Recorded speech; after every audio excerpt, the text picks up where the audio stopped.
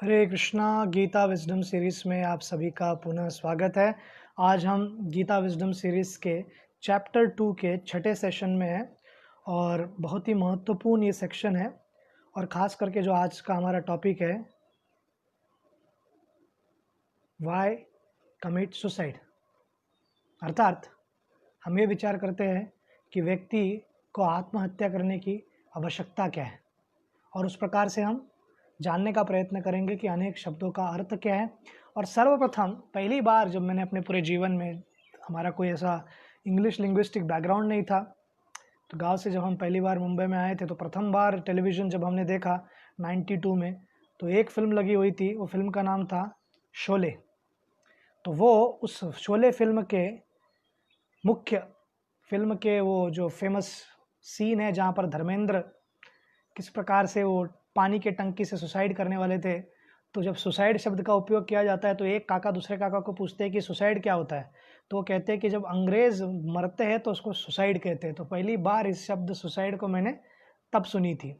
तो हम देखते हैं कि किस प्रकार से ये शब्द का अर्थ भी अंग्रेज है, सुसाइड शब्द का अर्थ ही इंग्लिश मीनिंग है, और वो आता है लैटिन वर्ड सुसीडियम से, अर्थात स्वयं अपने जीवन को अंत करना स्वयं के हाथों से।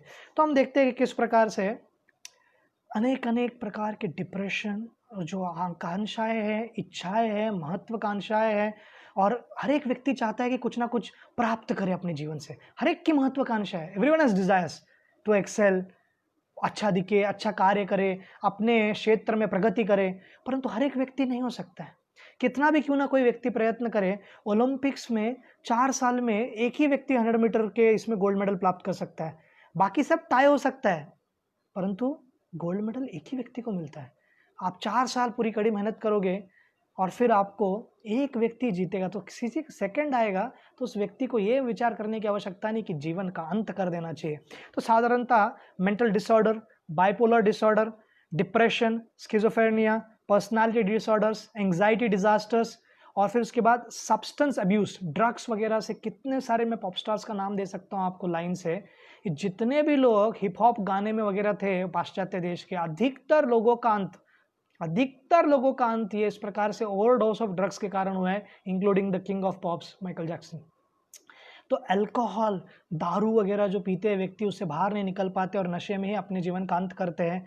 और हम देखते हैं कि अधिकतर बार इस प्रकार के जीवन पारिवारिक स्तर पर हो, व्यक्तिगत स्तर पर हो, सामाजिक स्तर पर हो, ऑफिस में हो, वो इम्बैलेंस देखते हैं, और इम्बैलेंस देखने के कारण उनकी जो संतुष्टि नहीं हो रही जीवन में, जो प्राप्त करना चाहते हैं, तो हैप्पीनेस नहीं मिल रहा है, क्योंकि हर एक व्यक्ति क्वेस्ट फॉर हैप्पीनेस है, आनंद चाहता है, और वो प्राप्त नहीं हो रहा है। तो एक है फियर ऑफ फेलियर, कि हम जो चाहते हैं वो नहीं मिल रहा है। दूसरा है फियर ऑफ सक्सेस, वो बहुत भयानक है। फियर ऑफ सक्सेस मतलब किसी व्यक्ति को लगा कि मेरे को अगर एकेडमी अवार्ड्स मिल गया, मुझको अगर ऑस्कर अवार्ड्स मिल गया, मुझको फिल्म फेयर अवार्ड मिल गया, बॉलीवुड के हो तो आप, बॉलीवुड में तो quote unquote film fair awards कैसे मिलते हैं हम सबको पता है, परंतु ये सब ग्रैमी अवार्ड्स हो, ये अवार्ड्स हो, वो अवार्ड्स हो, तो ये सब मिलने की आकांक्षा और इच्छा होती है। और व्यक्ति को मिलने के बाद भी, उतने पुरस्कार मिलने के बाद, प्रसिद्धि मिलने के बाद, फॉलोअर मिलने के बाद हृदय की संतुष्टि ना हो तो व्यक्ति कैसे जिएगा।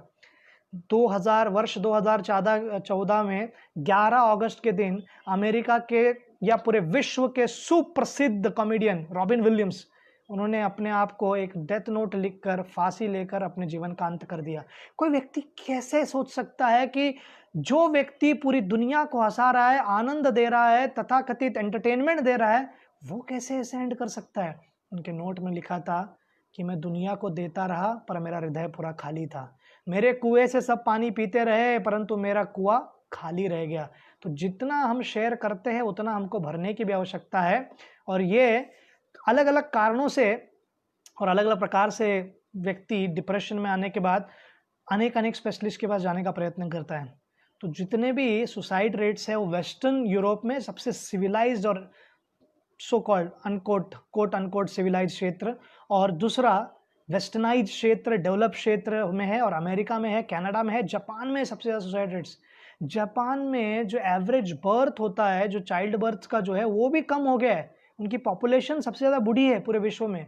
उसका कारण क्या है? लोग इतने मशीन्स और रोबोट्स से, आप जापान में कहाँ भी जाओ वहाँ पर रोबोट्स ही रोबोट्स है, अधिकतर जगह पर साइंस होंगे, साइंस बोर्ड्स हो गए, और ये पूरा होटल है जो पूरा रोबोट्स रन करते हैं। तो उनके साथ रहते रहते मनुष्य भी इतना रोबोटिक हो गया है, इमोशंस नहीं है, और वो किसी के साथ संवाद भी नहीं करता है। उसके कारण उस प्रकार से इनके जीवन का जापानीज में हम देखते हैं कि इस प्रकार का गिरावट आया है जीवन के स्तर का, और लोगों को आनंद प्राप्त नहीं हो रहा है। इसलिए अपने आप को अधिकतर लोग साइकेट्रिस्ट के पास जाते हैं, और ये साइकेट्रिस्ट का जो फीस है और उनको जो विजिट करने के पैसे लगते हैं, ये सब कोई साधारण चीज़ नहीं है। आप मत समझिए कोई आसान है।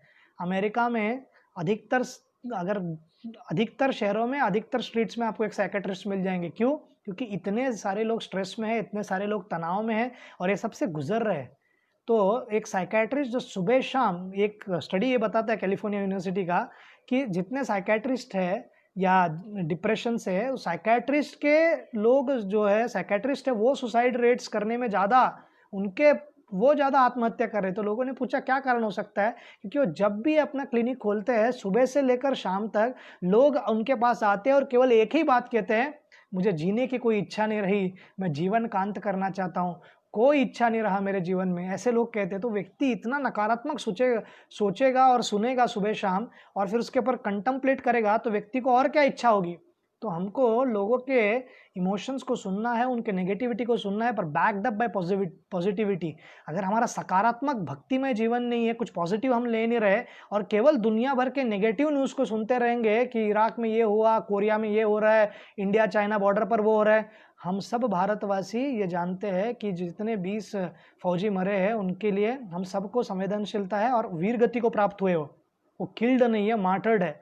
तो वो सब जानते हुए भी हमको ये समझने की आवश्यकता है कि हम हमारे स्तर पर क्या कार्य कर सकते हैं। केवल दुखी होकर, टेलीविजन देखकर, ट्विटर पे ट्वीट करते हुए, फेसबुक पे सेंड करते हुए कुछ होगा नहीं।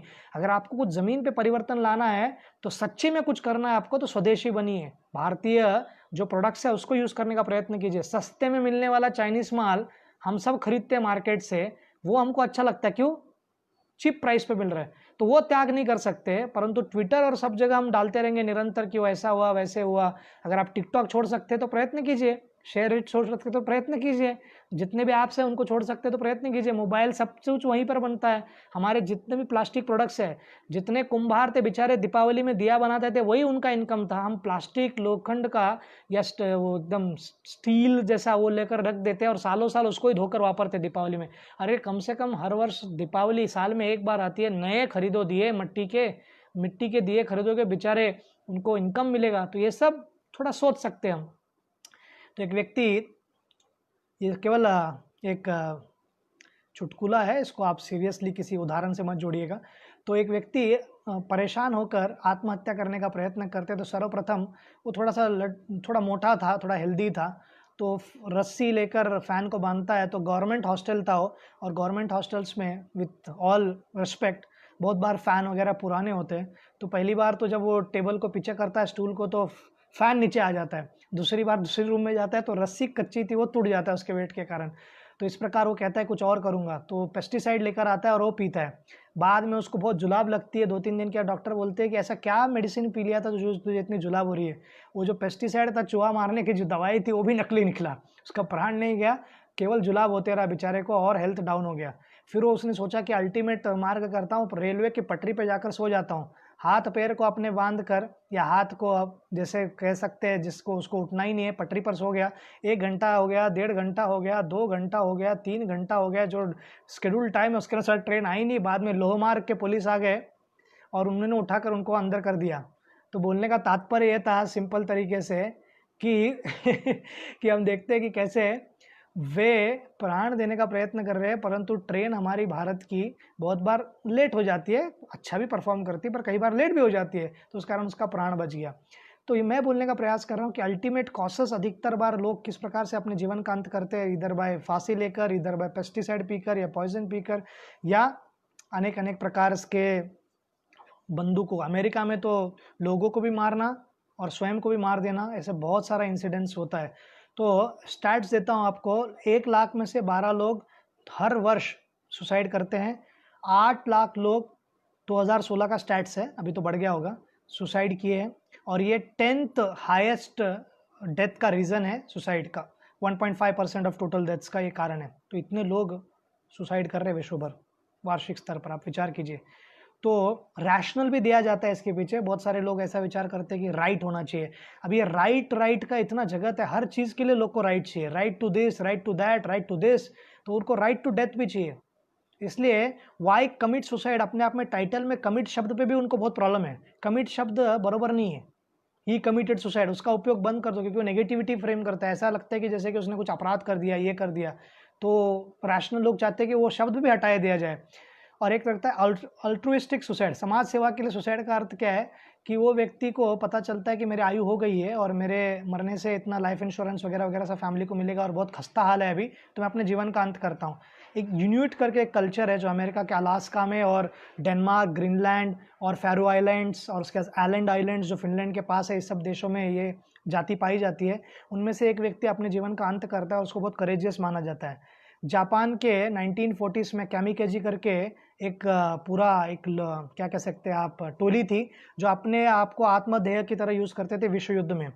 और अमेरिका का सबसे भयंकर जो कम्युनल सुसाइड हुआ था वो है जेम्स टाउन मैसेकर करके कहा जाता है। एक तथाकथित एक क्रिश्चियन पंथ प्रारंभ हो गया था और उन्होंने किसी को कहा कि इस प्रकार से हमको जीवन का अंत करेंगे तो हम हेवन चले जाएंगे, तो उन्होंने पेस्टिसाइड्स वगैरह सब पीकर अपने जीवन का अंत कर दिया। नाजी कॉन्सेंट्रेशन कैंप में हम देखते कि जितने सारे यहूदी थे बेचारे, इतनी पीड़ा हो रही थी, भूख से मर रहे, तो जितना भी इलेक्ट्रिक फेंसिंग किया था, ये बहुत भयानक था हिटलर। तो उसने वो लोग अगर इस प्रकार ही मरना है तो फिर इलेक्ट्रिक शॉक लेकर हर एक व्यक्ति ने अपने जीवन को अंत कर दिया। तो अधिकतर हम देखने का प्रयत्न करेंगे कि अधिकतर जो विश्व के सबसे सुंदर साइट्स है, जैसे कि नैंगची एटसी रिवर ब्रिज चाइना में है, वहाँ पे अधिकतर सुसाइड होता है। एफिल टावर फ्रांस का, उस पर सबसे ज़्यादा आत्महत्या होती है। गोल्डन गेट प्राग सैन फ्रांसिस्को, वहाँ पे सबसे ज़्यादा सुसाइड हुआ जाता है। तो ये प्रसिद्ध जगहों पर, और एक ब्रिज बनाते बनाते अमेरिका में अधिकतर लोग वहाँ पर जाते थे, क्योंकि लोगों को लगता था कि ये करने से कम ब्रिज के साथ हमारा नाम जुड़ जाएगा। बचपन में जब हम एक हमारे अणुशक्ति नगर में एक कॉलोनी है, उसमें एक नीलगिरी बिल्डिंग है, तो नीलगिरी बिल्डिंग के हम वो कैंटीन था जो केवल न्यू बॉयज़ हॉस्टल जो वहाँ पे साइंटिफिक ट्रेनीज है उनके लिए था, परंतु हम कभी कभी जाते थे क्योंकि अच्छा खासा प्रसाद मिलता था, जीवन खाना अच्छा था और सस्ता था। तो हम जब जाते थे, विद इन कॉलोनी था अणुशक्ति नगर का, तो हर एक व्यक्ति यही चर्चा करता था, नीलगिरी से अब कौन गिरा। महीने में एक ना एक तो होता ही रहता था, डिप्रेशन के कारण या कोई अन्य परिस्थिति के कारण। तो थोड़े दिनों के लिए तो बाहर के लोग कहते थे अणुशक्ति नगर है, आत्महत्या नगर है। तो हर धर्म के इस दृष्टिकोण से देखते कि सुसाइड को किस प्रकार से देखा जाता है। सर्वमत से हर धर्म इसका खंडन करता है, और ये एक्चुअली खंडन करता है मतलब not the person but the act. उस व्यक्ति को ये नहीं करना चाहिए और इससे बहुत दुष्परिणाम हो सकते हैं। और वैदिक सभ्यता में कहा जाता है कि समय से पहले अगर व्यक्ति अपने जीवन के, अपने शरीर का अंत कर दे, जो कि भगवान का भेंट दिया गया हमको, तो उस व्यक्ति को जितना समय उसकी अवधि थी उतना समय तक सटल बॉडी में, सूक्ष्म शरीर में, जिसको आप बहुत सारे हॉरर शोज में देखे होंगे, भूत के रूप में रहना पड़ता है। तो अब हम देखते हैं कि अर्जुन पहले अध्याय में और शिष्य बनने से पूर्व 7वें श्लोक तक ऐसा ही मूड था कि मैं मर जाऊंगा तो भी चलेगा, द्रोण, कृपा, दुर्योधन मुझे मार दे तो चलेगा, सेल्फ सुसाइड करने का तैयारी था, आत्महत्या करने की उनकी तैयारी थी। कृष्ण उनको क्या इंस्ट्रक्शन देंगे, और ये जो शिक्षण है कृष्ण की, वो हर एक व्यक्ति को, क्योंकि टाइमलेस वैदिक विजडम है, ये हर समय के लिए लागू होता है। वो कहते हैं ना सतो विद्यते भाव ना भाव विद्यते सत उभयोरपि दृष्टो अंतस्य त्वनन्यस्य तत्वदर्शी भी। तत्वदर्शी भी ये फोकस है, जो सीयर ऑफ ट्रूथ है, वो क्या देखते हैं, उनको पता रहता है कि ये भौतिक शरीर जो है ना, ये असत भौतिक शरीर, ये चिर स्थायित्व नहीं है, इटर्नल नहीं है, शाश्वत नहीं है। और जो आत्मा सत है वो अपरिवर्तित रहता है, वो कभी बदलता नहीं है। इसलिए इन दोनों के प्रकृति का अध्ययन करके कृष्ण बतला रहे हैं कि कैसे आप इससे बाहर निकलिए। श्रील प्रभुपाद इस तात्पर्य में वैकुंठ का वर्णन करते और बताते हैं कि वैकुंठ जगत कैसे स्वयं प्रकाशमान है, और फिर उसके बाद वैकुंठ जगत के बाद जो उसके जगत के स्वामी है जगदीश के बारे में, स्वभाव के बारे में बताते हैं पूर्ण पुरुषोत्तम भगवान श्री कृष्ण। फिर उन्होंने ये मायावी जगत जो बनाया है, ये भौतिक जगत, उसका वर्णन करते हैं, और फिर जीवात्माओं का वर्णन करते हैं कि जैसे कैसे विभिन्नांश है। और हम सब माया के अधीन आकर, अज्ञान में आकर हमको ये विचार लगता है, ऐसे विचार हमारे मन में आता है कि शरीर ही सब कुछ है, ऑल इन ऑल है। हर एक व्यक्ति कुछ खोज रहा है, कुछ हंट चाहता है, कुछ प्लेजर की खोज चाहता है, हर एक व्यक्ति आनंद चाहता है।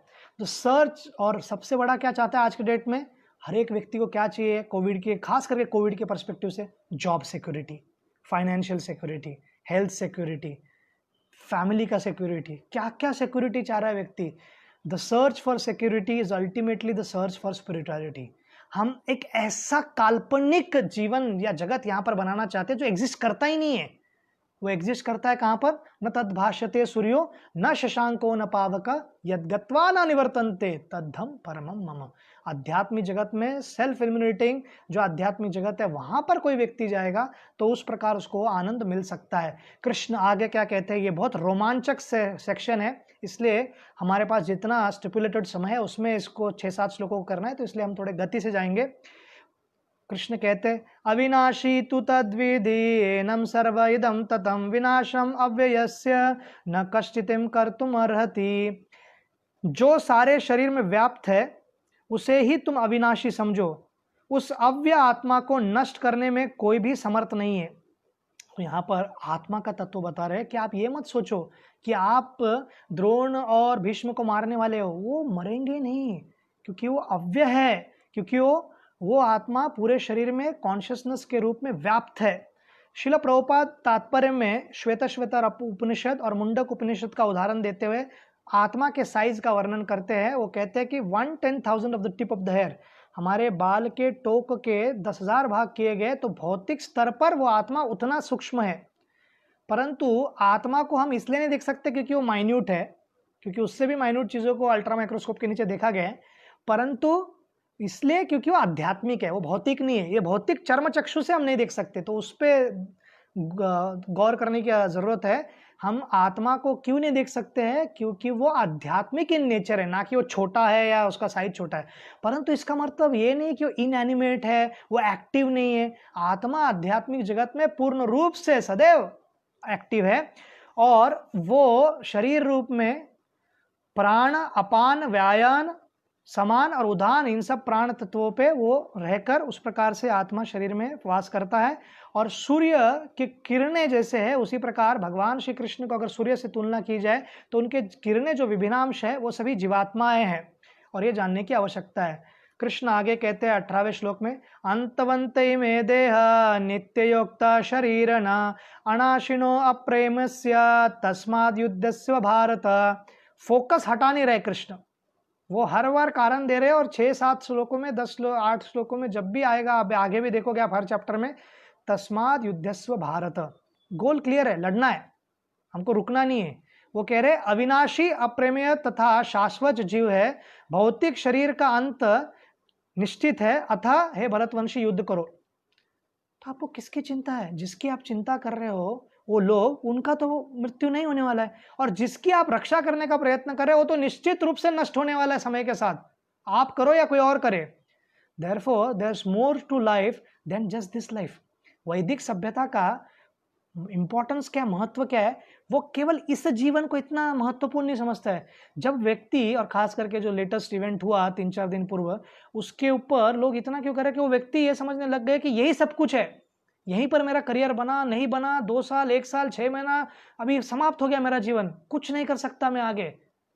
वैदिक पर्सपेक्टिव क्या है, हम इस जगत में जीते हैं ताकि अगले जीवन में हमको अच्छे प्रकार से वो और मौका मिले। अगर हम कभी कम पड़ जाए तो हम देखते हैं कि व्यक्ति अगर पुण्य का जो अपना अकाउंट है वो बड़ा है तो उनको स्वर्ग पर देवताओं का रूप मिल सकता है, या इस धरती पर रहकर भी वो अच्छे श्रीमंत घराने में जन्म ले सकते हैं, या अच्छे भक्तों के घर में जन्म लेकर अपने जीवन को परफेक्ट कर सकते हैं। कृष्ण आगे के अध्यायों में बताएंगे।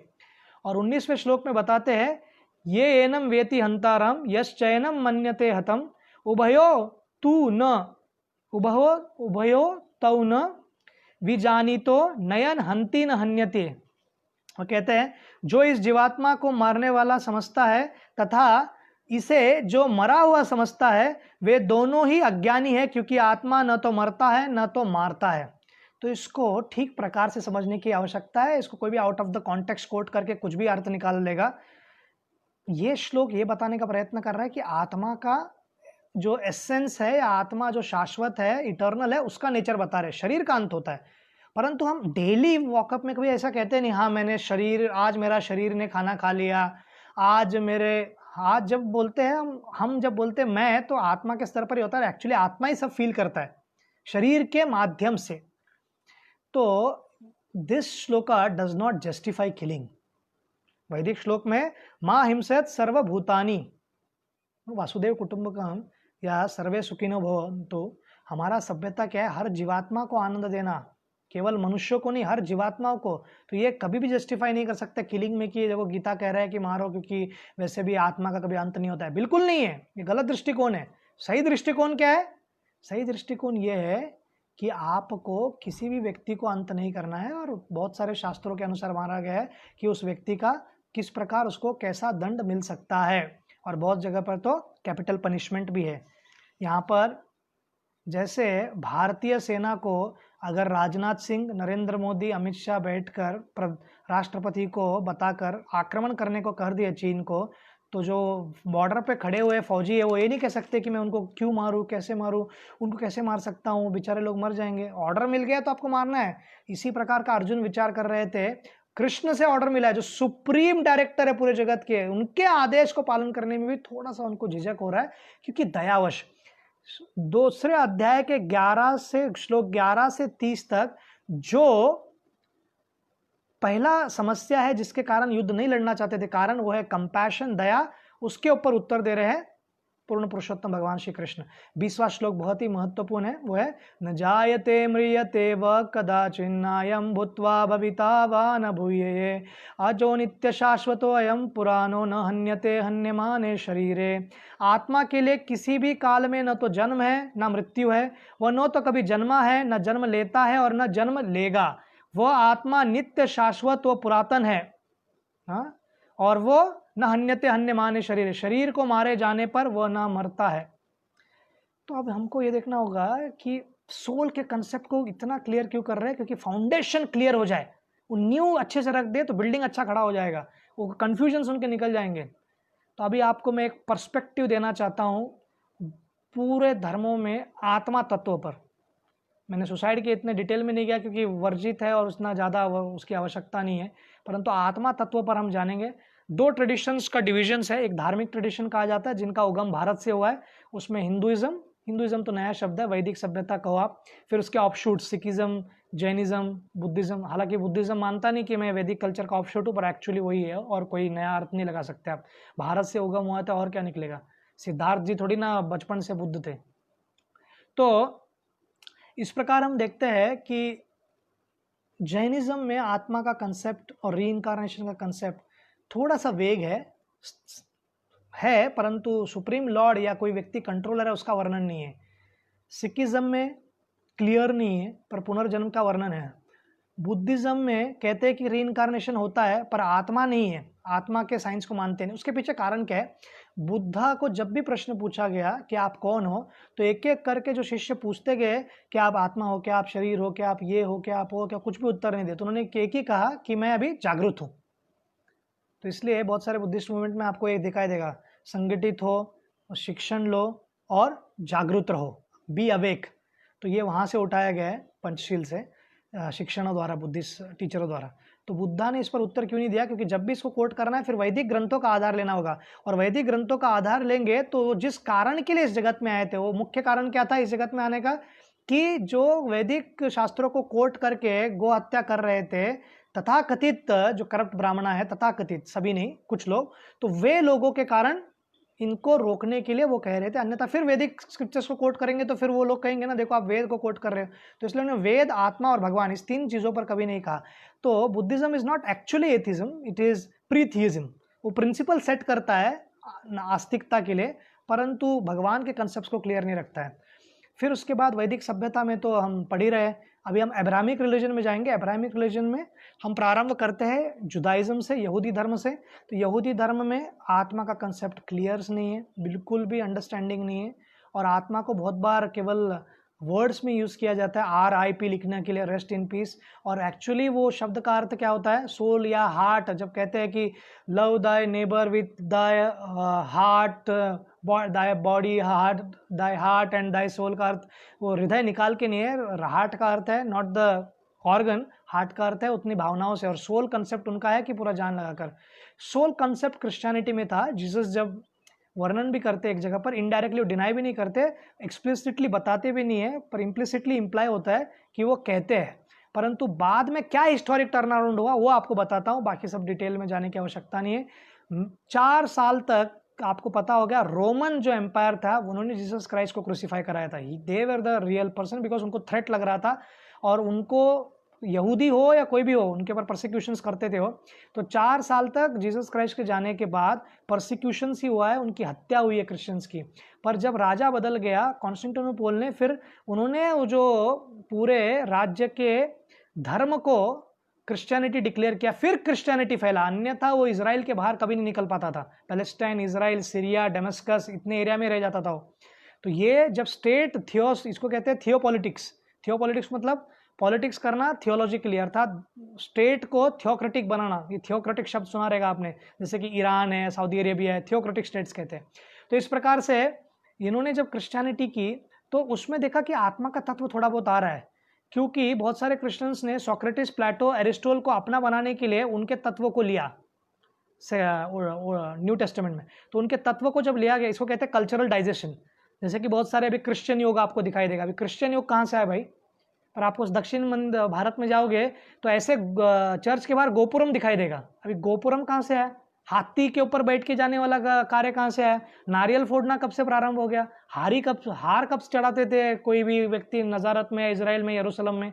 ये सब को कहते हैं कल्चरल डाइजेशन। तो व्यक्ति को मूर्ख बनाना कि देखो भाई ये क्रिश्चियनिटी और हिंदुइज्म में ज़्यादा फर्क नहीं है, जीसस भी एक प्रकार के ऐसे ही महान देवता है, आइए उनके आश्रय लीजिए, और धीरे धीरे फिर सब प्रकार से उनका ब्रेन वॉश करके उनको पूर्ण रूप से कन्वर्ट कर देना। तो यहाँ पर हम देखते हैं कि कॉन्स्टेंटिनोपल का एक समस्या था कि अगर पुनर्जन्म के बारे में अगर इनको पता होगा तो लोग आलसी हो जाएंगे। तो उन्होंने वो हटा दिया कि नेक्स्ट लाइफ है। उनको सोल कंसेप्ट भी क्लियर नहीं था। बहुत सालों तक तो रोमन्स को लगता था कि स्त्री में सोल ही नहीं है, तो उनको मार दिए जाते थे स्त्रियों को जब चाहे तब, क्योंकि उनको लगता केवल शरीर है। और सोल कंसेप्ट भी बहुत योग था, वेग था, और उस कंसेप्ट को भी हटा दिया गया ताकि वो मेहनत करे, लेजी ना बने। इस प्रकार से क्रिश्चियनिटी से वो हट गया। परंतु किसी भी व्यक्ति को अगर ये एक्सप्लेन करना हो, कोई भी आप क्रिश्चियन मिशनरी से मिली है, तो सदैव वो कहेंगे आपको कि जब तक आप जीसस क्राइस्ट को भक्ति नहीं करोगे, उनका आश्रय नहीं लोगे, तब तक आप हेवन नहीं जा सकते हो। परंतु अगर समझो कोई व्यक्ति जीसस क्राइस्ट के प्रचारक से कभी मिले ही नहीं, तो उस व्यक्ति का क्या गलती है? उनका ये क्या कहना है, आफ्टर लाइफ बहुत सारा लाइफ हो सकता है, पर ये जो है ना आपका बिफोर लाइफ कुछ नहीं था, एग्जिस्टेंस से पहले। उनको लगता है कि पैदा होता है तभी एग्जिस्टेंस प्रारंभ होता है। ये गलत धारणाएं हैं। और अंत भी ऐसे करते हैं, कोफिन में डाल के रख देते हैं, ताकि उनको लगता है कि ये जो शरीर है, इसी शरीर में हम वापस जाने वाले हैं हेवन में। अरे बूढ़ा शरीर में वापस जाके क्या करोगे? और कोई युवा पहले मर गया तो फिर उसका आगे का शरीर कैसे होता है? तो बहुत सारे लॉजिकली आंसर नहीं कर पाते। अंधा क्यों हो गया व्यक्ति? लंगड़ा क्यों पैदा हो गया? एक बुद्धिमान क्यों पैदा हुआ? अभी अमेरिका में कोई व्यक्ति पूछेगा ब्लैक क्यों पैदा हुआ, ये व्हाइट क्यों पैदा हुआ, इसका कारण क्या है? तो ये आंसर्स उनके पास नहीं थे। और उनको जब बताया, एक व्यक्ति से मैं चर्चा कर रहा था ट्रेन में, तो मैंने कहा एबॉर्शन पे क्या कहना है आपको? वो कहता है बहुत बड़ा पाप है, पर किसी को अगर एबॉर्ट कर दिया तो कहाँ जाएगा? बोलते जीसस क्राइस्ट के पास जाएगा। तो फिर इसके हिसाब से आपके रूल के अनुसार अगर किसी को गर्भ में अबॉर्ट कर रहे हैं तो फिर वो सबसे अच्छा मार्ग हो गया लोगों को जीसस क्राइस्ट के पास भेजने के लिए। बोला ये तो पाप हो जाएगा, फिर वो लोग जाएंगे कैसे? तो फिर उसके बाद वो डिबेट नहीं कर पाया। तो इस प्रकार से लिमिटेड वर्जन है क्रिश्चियनिटी में आत्मा तत्वों पर। और जो सोक्रेटिस ने जब उनको जेल में रखा था, जो फिलोसोफर थे, तो उनको कहा कि अब मैं तुमको मार दूंगा, तो कहते किसको मारोगे? मुझे मारोगे या मेरे रियल सेल्फ को मारोगे, मेरे शरीर को नष्ट करोगे? तो ये प्रभुपाद कहते हैं हाफ सेल्फ रिलाइज सोल, पूरा ज्ञान नहीं था, थोड़ा बहुत ज्ञान था आत्मा के बारे में वगैरह। तो ग्रीक कल्चर और पहले का रोमन कल्चर हो या इजिप्शियन कल्चर हो, जो भी कल्चर था, क्रिश्चियन नहीं था। ये हमको समझने की आवश्यकता है। अभी हुआ है, अभी मतलब 2000 साल जीसस क्राइस्ट के बाद, तो एडी में। तो इसलिए हमको समझने की आवश्यकता है कि दृष्टिकोण ठीक से हम ज्ञान प्राप्त करें।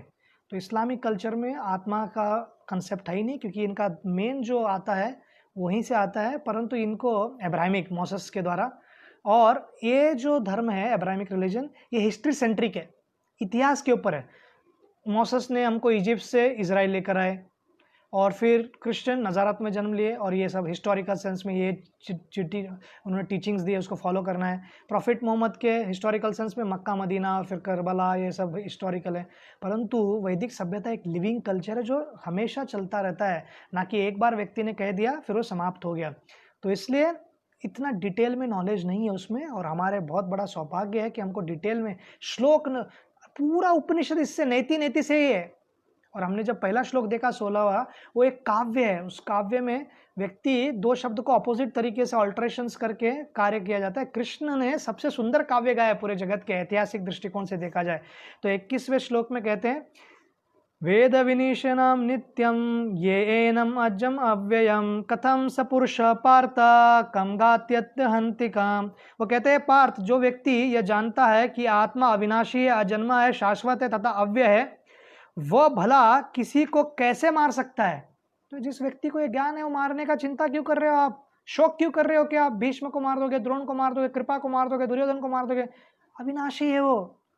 तो कृष्णा यहाँ पर उनको मार्गदर्शन दे रहे, डायरेक्शन दे रहे कि किस प्रकार से आगे बढ़ना है।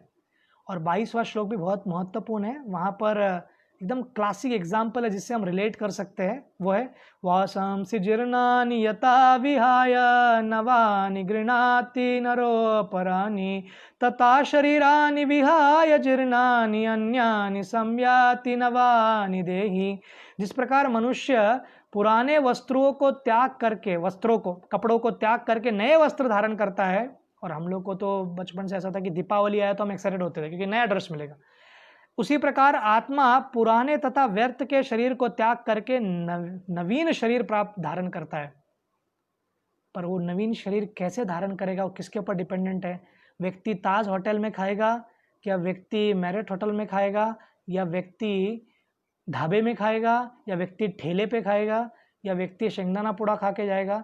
ये किस पर डिपेंड करता है? ये उस पर डिपेंड करता है कि उसके जेब में कितने धन है। उसी प्रकार से जो पुण्य हम जितना कमाएंगे और अच्छे कार्य करके कमाएंगे, उसके अनुसार निर्धारित होगा कि कौन सा शरीर मिलेगा।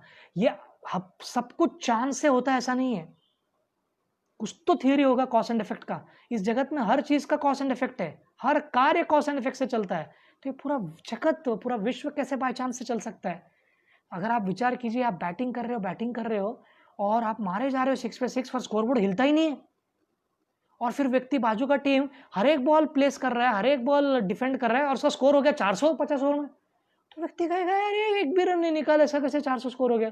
हर लॉजिक से अगर आप देखोगे तो इलॉजिकल लगेगा, पर इसको आप ठीक तरह से देखने का प्रयत्न करोगे तो लीड को भी काउंट किया जाए और टेस्ट मैच अगर इसको गिना जाए, 2 इनिंग्स को अगर काउंट करके देखा जाए तो उसका 400 रन हो सकता है। तो उसी प्रकार से व्यक्ति को पुराना इनिंग, फर्स्ट इनिंग देखने की आवश्यकता है। पुराने जीवन में जो कर्म किए उसके आधार पर यह शरीर प्राप्त हुआ है, और उसके आधार पर यह शरीर प्राप्त होने के कारण कोई व्यक्ति इस प्रकार से जन्म ले सकते हैं। परंतु कर्मा या प्रीवियस लाइफ, ये सब साइंस प्रोग्नोसिस के लिए है, डायग्नोसिस के लिए नहीं है। अर्थात ये सब कार्य करके इस प्रकार से आपको भोगना पड़ेगा, ये बताने का दृष्टिकोण है, और अच्छे मार्ग पे लोगों को लगाने की आवश्यकता है, इसलिए कर्मा प्रिंसिपल है। ऑफ कोर्स वो रियलिटी है, वो बदलता नहीं है, परंतु हमको हार्टलेस होकर कभी डायग्नोसिस नहीं करना है ये अंधा है क्योंकि इसने कर्मा अच्छा नहीं किया, ये ऐसा है इसलिए कर्मा अच्छा नहीं किया। This is very wrong precedence, और ये कोई भी व्यक्ति कभी भी जीवन में इस प्रकार से करने का प्रयत्न नहीं करना चाहिए। तो किसी व्यक्ति को श्रील प्रभुपाद यहाँ पर सुंदर मुंडक उपनिषद से और एक सुंदर उदाहरण देते हैं। वो कहते हैं कि एक आम के पेड़ पर 2 पक्षी बैठे थे। एक पक्षी आम खाने में एकदम तल्लीन था, और दूसरा पक्षी इंतजार कर रहा था, प्रतीक्षा कर रहा था कि एक बार तो मुड़कर मुझे देखे, क्योंकि मैंने ऐसे बताया कि ये झाड़ पर आना है और आम खाना है, मैं इसका निर्माता हूँ, सब कुछ हूँ, मेरे तरफ देखिए। वो है परमात्मा। परमात्मा चाहते हैं कि हम अप्रिशिएट करें, उनकी तरफ देखें एक बार, एटलीस्ट उनके अस्तित्व को जाने पहचाने, और हमारे समस्याओं से बाहर निकलने का एकमात्र मार्ग है कि उनको एक्नॉलेज करें और उनसे कनेक्ट हो। So death is a comma, not full stop.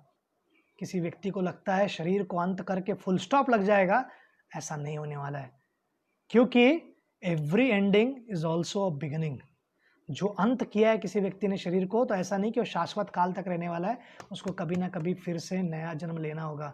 तो कृपा करके ये नेगेटिव थॉट्स, ये नकारात्मक विचारों से हमको बाहर आना चाहिए, और कृष्ण का आश्रय लेने का प्रयत्न करना चाहिए।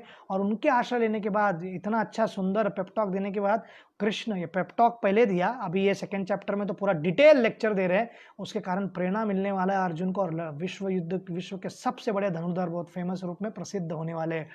हम देखते हैं कि किस प्रकार से छोटा से छोटा देश भी अगर लड़ने का प्रयास करे, 1944 में एक आइसलैंड करके देश है, वो डेनमार्क जैसे शक्तिशाली देश के साथ लड़ा और अपने आप को स्वतंत्र कर पाया। इसलिए ये नेगेटिविटी, नकारात्मक विचार, ये अनेक प्रकार के डिप्रेशन, ये सब डिसऑर्डर्स, ये सब समस्या हमारे जो परिवार में आते हैं, रिलेशंस में आते हैं, सब पर हम विजय प्राप्त कर सकते हैं। पर विजय प्राप्त करने का मार्ग क्या है? मार्ग है कि जो इस सबसे ऊपर है, जो इस सबसे परे है और आध्यात्मिक जगत में रहता है, उस व्यक्ति का आश्रय लेने की आवश्यकता है। वो है पूर्ण पुरुषोत्तम भगवान श्री कृष्ण का। तो हमारा जीवन प शब्द से हम तुलना करने का प्रयत्न करेंगे और पूरा प से भरा हुआ है। बचपन में व्यक्ति लोगों का, और बड़े भी बूढ़े भी खेलते रहते हैं, प्ले प्ले खेलते रहो। फिर थोड़े बड़े हो जाते हैं और पहले तो हम बाहर जाके प्लेग्राउंड में खेलते थे, अभी प्ले भी बंद हो गया। अभी क्या हो गया? फिर पेप्सी कोला पीते रहो, ये पीते रहो, वो करते रहो, पानी पूरी खाओ, फिर ये करो। फिर प से क्या चालू हो गया प्रारंभ? पबजी। तो पबजी खेलते रहो, फिर थोड़े बड़े हो गए, फिर परीक्षा के लिए लिखते रहो, फिर परीक्षा में उत्तीर्ण होने के बाद अच्छे से हमारी परीक्षा में उत्तीर्ण होने के बाद हमको कोई नौकरी मिल जाए। फिर उसके बाद हम प्रयत्न करते हैं कि परिवार बनाएं, सेटल हो गए तो फिर परिवार का पत्नी मिलने के बाद फिर पुत्र चाहते हैं, फिर पुत्री चाहते हैं, फिर परिवार सुखी चाहते हैं हम। फिर उससे हम संतुष्ट नहीं होते, फिर हमारा प्रेस्टीज, प्रतिष्ठा, फिर हमको पब्लिसिटी भी चाहिए, हम प्रसिद्ध भी हो जाए, फिर सोशल मीडिया के स्तर पर आने का प्रयत्न करते हैं। फिर उसके बाद इतना सब होने के बाद फिर पैसा की आवश्यकता है, पद चाहिए, फिर पार्टी चाहिए, और ये करते करते ये सब प्राप्त करने के लिए बहुत बार हम शॉर्टकट मारने का प्रयत्न करते हैं और प से पाप कर बैठते हैं। और ये प से पाप करने के कारण फिर हम धीरे धीरे जीवन के हर एक को अभ्यास करते हुए हमको पता चलता है कि किस प्रकार से हमको पछतावा होता है। और वो पछतावा करने के बाद व्यक्ति जो सिंसियर रिपेंटेंस करेगा, पछतावा करेगा, फिर उसको प से परमात्मा रूपी कृष्ण जो पथ प्रदर्शक गुरु बन के या चैत्य गुरु बन के फिर वो भक्तों से जोड़ेंगे। और उस प्रकार हमको जो जीवन में जो हमको सबको चाहिए, प्रेम, हम सब प्रेम चाहते हैं, परंतु कहाँ से लेना है वो हमको समझने की आवश्यकता है। इस जगत का कोई भी प्रेम शाश्वत नहीं है, हालांकि उसकी ज़रूरत है। जब तक हमारे पास शरीर है, जब तक हम इस जगत में हैं, ये सभी प्रकार के संबंधों को अच्छा रखना और सेटिस्फाइड रहना और एक दूसरे को सहायता करना बहुत आवश्यक है। परंतु इसके नेचर को समझने का प्रयत्न कीजिए। कितना भी हम क्यों ना प्रयत्न करें, कृष्ण प्रेम को जब तक हम प्राप्त नहीं करेंगे, जो हमारा गोल है फाइनल कृष्ण प्रेम, तब तक हम इस जगत में इस प्रकार के इंसिडेंसेस को देखते रहेंगे जो 4 दिन पहले हुआ। और व्यक्ति फुल्ली उसको लगता रहता है कि यही जीवन का सबसे बड़ा उद्देश्य है, यही जीवन में प्राप्त करना है, इसके अलावा और कोई उद्देश्य नहीं जीवन का। फिर वो अपने लाइफ को इस प्रकार समझता है कि अगर मैं सफल नहीं हुआ, एंड कर देते हैं। तो मेरे पास सैकड़ों लोगों का लिस्ट है बॉलीवुड के और हॉलीवुड के, जिन्होंने समझ लिए कि दुनिया को हंसा रहे, दुनिया को रोमांच दे रहे, लोगों को लगता है बहुत खुश लोग हैं, अरे इतने ऊपर के लोग हैं तो बिल्कुल खुश होंगे, परंतु ऐसा नहीं है। पूरे दुनिया पे विजय प्राप्त करने वाले हैं लोग। और कुछ लोग फिर कैसे कहते हैं, जो नास्तिक लोग रहते हैं, वो फिर सुसाइड बॉम्बर्स का उदाहरण देके, खास करके इस्लामिक सुसाइड बॉम्बर्स का, कि देखो कैसे धर्म पढ़ने के बाद लोग ऐसे होते हैं। वो रॉन्ग कंसेप्ट है, वो लोग रॉन्ग तरीके से कर रहे हैं। धर्म वो नहीं सिखलाता है, इस्लाम वो नहीं सिखाता है। परंतु नास्तिक प्रचारकों के बारे में मैं आपको बताता हूँ, जो कम्युनिस्ट राजा हुए हैं, वो माओ क्यों ना रहे चाइना के, वो स्टालिन क्यों ना रहे और लेनिन क्यों ना रहे, या अन्य व्यक्ति क्यों ना रहे रशिया के, या वो कंबोडिया के कोई और कम्युनिस्ट व्यक्ति क्यों ना रहे, वियतनाम के कम्युनिस्ट व्यक्ति क्यों ना रहे, या यूरोप के कम्युनिस्ट व्यक्ति क्यों ना रहे, या जर्मनी के हिटलर क्यों ना हो। Hitler was not a believer, Hitler was an atheist, outright नास्तिक था। उसका कंसेप्ट क्लियर था, मैं नास्तिक हूँ आस्तिक हूँ कुछ फर्क नहीं पड़ता है, एक ही मेन फोकस है, हमारी नस्ल जो है सर्वोच्च, इट्स कॉल्ड ईगो। और वो फिर आर्यन शब्द का दुरुपयोग करके, फिर हम आर्यन हैं और स्वास्तिक को थोड़ा टर्न अराउंड करके और सिंबल बनाकर, सो बहुत सारे लोग हमको भी कहते लगते, देख तो हिटलर के ही लोग हैं, ऐसा बिल्कुल नहीं है। तो हिटलर इतना बेकार व्यक्ति था, इतने सारे यहूदी लोगों को कॉन्सेंट्रेशन कैंप में मारा और बहुत सारे क्रिश्चियंस को भी और अन्य लोगों को भी, और पूरे विश्व युद्ध 2 का मुख्य कारण वही है। परंतु ये सब होने के बाद भी उस व्यक्ति को जब समझ में आया कि उसके ऊपर ट्रायल होने वाला है, तो अंदर से इतना खोखला था, इतना डरपोक था, वो अपने आप को अपने बंकर में सुसाइड कर लेता है गन से, और अपने फियांसी या गर्लफ्रेंड या जो भी आपको हो उसके साथ अपने जीवन का अंत कर देता है। तो ये तथाकथित जो बड़े बड़े विद्वान और पंडित और बहुत ही शक्तिशाली और बहुत ही क्या कहते हैं आपको, एक्सटर्नली बहुत ही कॉन्फिडेंट दिखते हैं लोग, इंटरनली क्या चलता है किसी का पता नहीं। क्योंकि इंटरनल सिस्टम को स्ट्रांग करने के लिए थोड़ा स्तर पर आप देख सकते हो कि भौतिक स्तर पर तो सेटिस्फैक्शन चाहिए और भावनात्मक स्तर पर भी चाहिए, बुद्धि के स्तर पर भी व्यक्ति को संतुष्ट होने की आवश्यकता है और फिर पारिवारिक स्तर पर खुश होने की आवश्यकता है, सामाजिक स्तर पर रिकॉग्निशन की आवश्यकता होती है। परंतु जब तक हम आध्यात्मिक स्तर पर स्पिरिचुअल लेवल पर नरिश नहीं होंगे, तब तक हम कंप्लीट नहीं होगा। ये सब जीरोस है और इस जीरोस का वैल्यू है नंबर्स में। तब है जब इनके लेफ्ट साइड में आप एक डिजिट ऐड कर दो, वो है कृष्णा। सो अगर आपने कृष्णा ऐड कर दिया तो अल्टीमेटली ये सब जितने भी करोड़ जीरोस है हमारे पास, उसकी वैल्यू बढ़ जाती है। तो कृपा करके ये सब जितने प्रकार के मैंने आपको वर्णन करा है सुसाइड के ऊपर और क्यों व्यक्ति को नहीं करना चाहिए, क्योंकि ये जीवन अमूल्य है, कृष्ण का दिया हुआ कृपा है और जो हमको भेंट दी गई है उसको समय से पहले अंत करने की आवश्यकता नहीं है। यूथैनेसिया करके कहा जाता है कि मेडिकली जब व्यक्ति को मर्सी फॉर डेथ करके एक पिटीशन है, वो एक स्पेशल केस हो सकता है, पर वो भी ठीक है या नहीं वो भी चर्चित है। और इसलिए कृपा करके हमको प्रयत्न करना चाहिए कि जब तक शरीर क्यों ना हो। एक लास्ट का उदाहरण देता हूँ आपको और ये ज्वलंत उदाहरण देके आज हम विराम देंगे। हमारे यहाँ पे एक महान ग्रस्त भक्त है जो पिछले 35 साल से हरे कृष्ण आंदोलन से जुड़े हुए हैं। जब उनको पहले एक लड़की हुई तो शारीरिक रूप से और अनेक अनेक दृष्टिकोण से बहुत ही पीड़ित थी और कह सकते हैं कि आप मेडिकली मेंटल रिटार्डेड हो या हर प्रकार से, तो व्हीलचेयर पे थी। तो जब गुरु महाराज के पास वो गए और कहे हमने ऐसा क्या किया था महाराज कि हमको ऐसा संतान जन्म ले, तो उन्होंने कहा कि आप ये मत सोचो कि इससे क्या प्राप्त होगा, या आपको ये चिंता है ना एक बड़ा कैसे होगा, इसका शादी कैसे होगी, ये कैसे होगी, वो सब कैसे होगा, ये सब सोचो मत। आपको सेवा करने के लिए भगवान ने एक उनके दिव्य पुत्र को या पुत्री को आपके पास दिया है, तो कृपा करके आप इनकी सेवा कीजिए संतान की। और एक बात याद रखिए, उसको निरंतर हरे कृष्ण महामंत्र का भजन सुनाते रहिए, प्रसाद खिलाते रहिए, क्योंकि वो 100% आध्यात्मिक जगत जाएगा, क्योंकि उसके पास करप्ट माइंड नहीं है, करप्ट इंटेलिजेंस नहीं है और वो पाप करेगा नहीं, क्योंकि फिजिकली वो फिट नहीं है, मेंटली वो फिट नहीं है, पाप उससे हो ही नहीं सकता है। तो हर सिचुएशन में, ऐसे एकदम एक्सट्रीम सिचुएशन में भी व्यक्ति अगर कृष्ण से जुड़ सकता है, हर परिस्थिति में भगवान कृष्ण से जुड़ सकते हैं।